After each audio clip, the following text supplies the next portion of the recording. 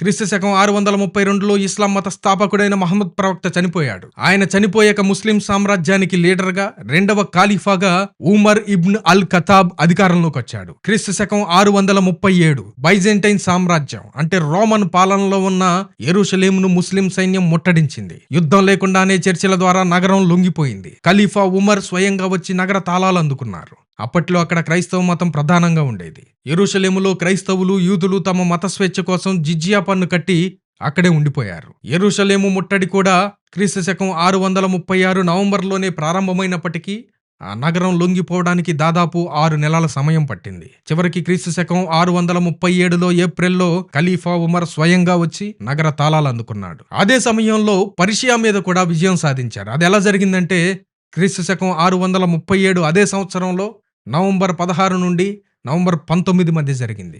దీన్నే కాదిసియా యుద్ధం, battle of కదిసియా అంటారు. కాదిసియా యుద్ధం పర్షియా పతనానికి పునాది వేసింది. యెరూషలేము కేవలం ఒక నగరం అయితే పర్షియా ఒక శక్తివంతమైన సామ్రాజ్యం.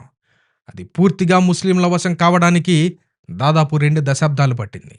ఖలీఫా ఉమర్ పాలనలో ముస్లిం సైన్యాలు ఒకే సమయంలో 2 వేర్వేరు సామ్రాజ్యాలపై దాడులు చేశాయి. ఒకటి బైజెంటైన్ సామ్రాజ్యమైన రోమా పాలన, మరొకటి పర్షియన్ సామ్రాజ్యం. కాదిసియా యుద్ధం కేవలం 4 రోజుల్లోనే ముగిసి పర్షియా పతనానికి పునాది వేయగా, యెరూషలేము మాత్రం సుదీర్ఘ చర్చలు మరియు ముట్టడి తర్వాత కొన్ని నెలలు ఆలస్యంగా వశమైంది. ఈ 2 విజయాలు అరబ్ ముస్లింలను అప్పటి ప్రపంచంలో తిరుగులేని మహాశక్తిగా నిలబెట్టాయి.